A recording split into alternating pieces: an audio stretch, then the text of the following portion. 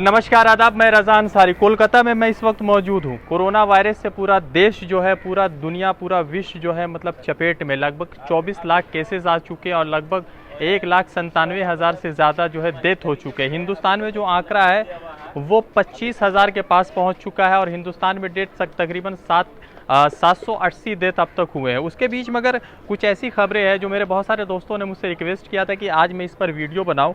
तो एक खबर यह है कि 2019 में जब पार्लियामेंट में दूसरी मर्तबा जो है नरेंद्र मोदी और जो है एनडीए की जो सरकार बनी थी, तो उस वक्त यूएपीए आया गया था, मतलब कि अनलॉफुल एक्टिविटीज़ प्रिवेंशन एक्ट, जो 1967 में बना था।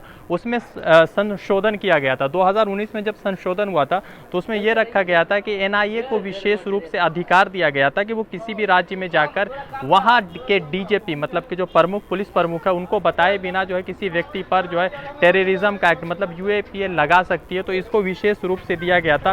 पहले जब 14 रोज का रिमांड हुआ करता था, जुडिशियल रिमांड हुआ करता था, उसमें क्या है कि 30 दिन का जुडिशियल रिमांड कर दिया गया। उसमें मगर एक चीज़ है कि जब दिल्ली में दंगा हुआ तो उसमें हिंदू मुसलमान दोनों तबके के लोग जो है उसमें जो है पीड़ित रहे। हिंदू भी मारे गए, मुसलमान भी मारे गए। मगर उसके बावजूद अब जो क्या है कि अब जो कोरोना वायरस का हो गया, देश आर्थिक स्थिति से गुजर रहा, उसमें जामिया मिलिया इस्लामिया के दो मतलब के छात्र है, जिसमें आप जानते हैं कि मिरान हैदर, सफूरा जरगार, जिनको ऊपर जो है यूएपीए लगाया गया। कि स्टूडेंट एक्टिविस्ट है, चूँकि मैं खुद भी जामिया से हूँ, तो स्टूडेंट एक्टिविस्ट के ऊपर यूएपीए लगाया गया। यूएपीए कब लगाया जाता है? जैसे कोई टेररिस्ट ऑर्गेनाइजेशन होता है या कोई मतलब कि आतंकवादी होता है, उसके ऊपर लगाया। दूसरी तरफ उमर खालिद के ऊपर, जो पूर्व छात्र है जवाहरलाल नेहरू यूनिवर्सिटी के, उनको ऊपर लगाया गया। प्लस जो है कश्मीर से एक फीमेल जर्नलिस्ट है, उसके ऊपर भी जो है केस लगाया गया है, यूएपीए लगाया गया है, जो जिनका नाम है मसरत जहरा, और साथ ही साथ एक गौहर जिलानी है।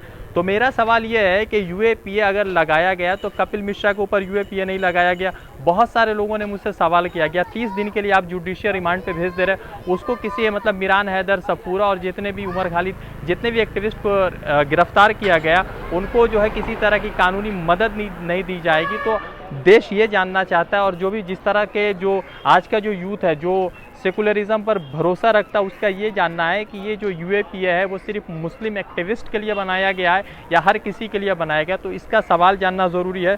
दूसरी तरफ एक और बहुत बड़ी खबर आई थी जिसका मैं शेयर करना चाह रहा था।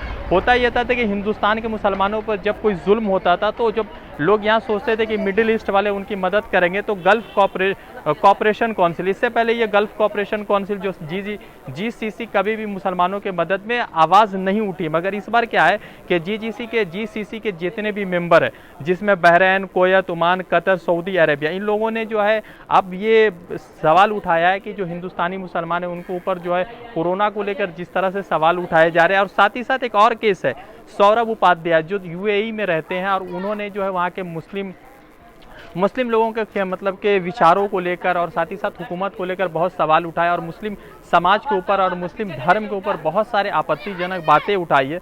तो उसको लेकर भी बहुत सारे सवाल उठ रहे हैं। प्रिंस हिंद अल कासिमी ने उनको जो है ट्वीट किया, यूएई की प्रिंसेस है, उन्होंने ट्वीट किया।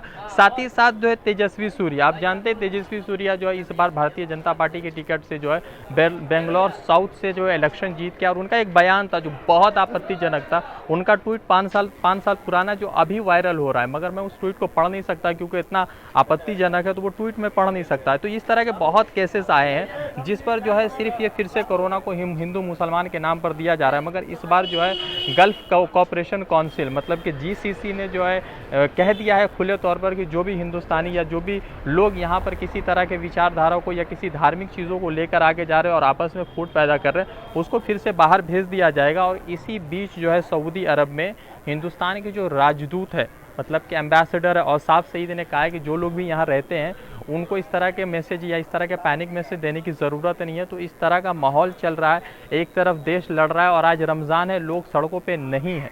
मैं खुद भी देख रहा हूँ लोग सड़कों पे नहीं, मगर उसके बावजूद इस तरह के मैसेज आ रहे हैं। तो ये मैसेज अच्छे नहीं है। जो लोग भी इस तरह के मैसेज कर रहे हैं उनको फ़िलहाल तो छोड़ देना चाहिए। जानते हैं कि हिंदुस्तान में धर्म के नाम पर ही राजनीति होती है, तो फिलहाल छोड़ देना चाहिए, ताकि जो अभी कोरोना का जो लड़ाई चल रहा है, हिंदू मुसलमान सब मिलकर लड़ रहे हैं, उसके साथ जो है आगे बढ़े और फिर से जब हो जाएगा, जानते हैं कि किसी को कहने से कोई रुकने वाला नहीं, क्योंकि जेपी नड्डा के कहने से भी बीजेपी वाले नहीं रुक रहे हैं और ना ही अमित शाह के कहने से बीजेपी वाले रुक रहे हैं। तो इस पर जो है सोचने की ज़रूरत है। मैं आप सभी लोगों से गुजारिश करता हूँ कि आप लोग घर में रहें और सभी लोगों को रमज़ान की मुबारकबाद। मैं फिर किसी बड़े अपडेट के साथ आपसे जुड़ूंगा। मैं रज़ा अंसारी, शुक्रिया।